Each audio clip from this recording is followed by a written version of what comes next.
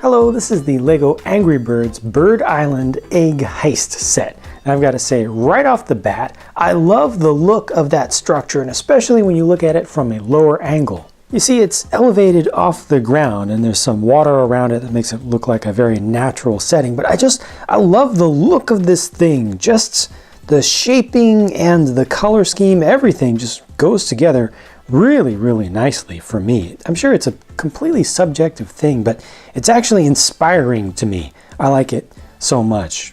It makes me want to make something inspired by this that's custom for my own Lego city.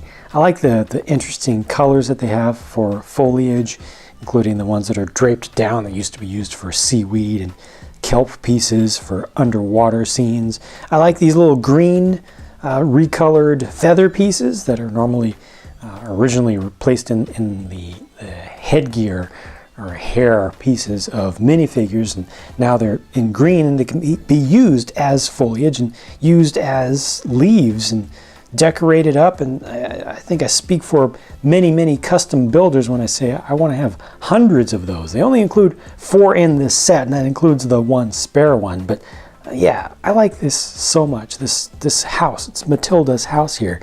When you look at it from the back, okay, you got a little bit of attic space up there. The tree is still there on the top, but it's just cut off completely flat. Look at that. It's so nice and round and full from the front, but then you look at it from the side and it's just cut off. It's just sliced in two. It almost feels wrong to do that. It almost feels like it would have hurt the building or something.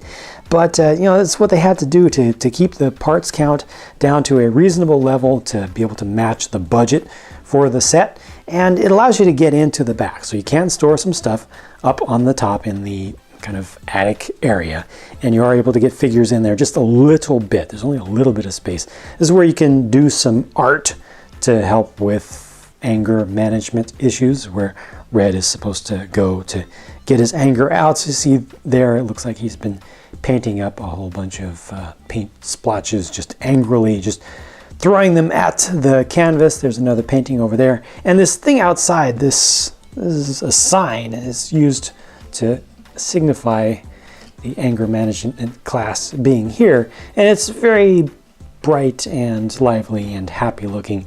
But the idea, I guess at some point in the movie, Red gets mad at the sign and actually starts attacking the sign. So they've got the sign on a swivel so you can hit it and make it spin around. So you can actually take out some of your anger on that as well.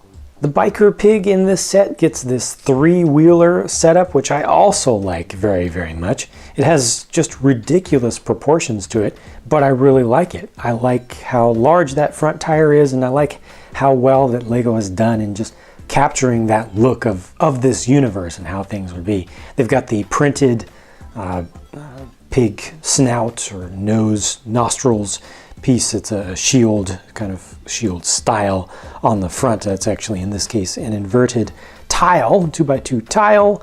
And the whole thing is leaning back. It's got a couple of balloons on the back, which are removable if you want. And you also have a little basket back there, so you can place some stolen eggs back there if you find them.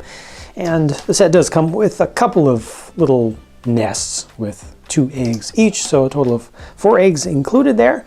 This is just good stuff. This seems like it would be fun to, for kids to just roll around, because the big tire just really asks to be played with, I think. And all of the tires are far enough off the ground that you can actually take it over a little bit of carpeting and stuff. It makes for a good toy, I think. And it's pretty durable. I mean, you push down on this, you actually see it bending in the center, and that's just the plastic bending just from the stress, because the front forks stick out so far, but it actually holds itself together pretty well.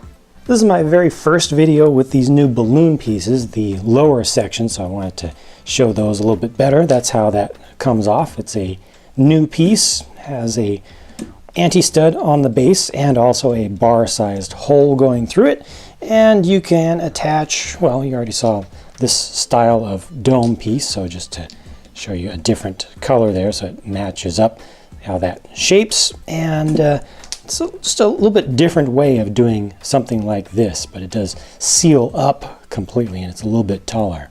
The figures here are Red Matilda and the Biker Pig. Red and Matilda both have the new style of arms, which do not articulate. They're able to rotate up and down, but there is no joint inside of them, and you can't rotate the hands either. Whereas the pigs throughout this series get the regular minifig style arms, which have hands that can be rotated around. All of these look like they have pretty good personalities. I like the choices of prints here. I like the printing for the tuft on the top of Matilda, and you also saw that you got a little bit of print around the back for the pig gang sign on or emblem on the back of the biker pig there. No other particular coloring, but again, I really do like the coloring of the tufts, both the head crest and the tail feathers for Matilda. The set makes me happy. I look at it and I kind of smile inside. This is good Lego stuff. It makes for a good toy set, I think, and makes for a good Lego set. It was enjoyable to put together. Looks nice on display. Comes with a good selection of figures for the theme, I think. Nice colorfulness to the whole thing. Comes with a set of eggs. Everything that I could ask for in this set is here. I think this is really well done. Please do share what you think about the set, including if you completely disagree with me and you actually dislike this set. That's perfectly fine. Share your thoughts in a comment. Just be clean and respectful about it. I'll talk to you again very soon.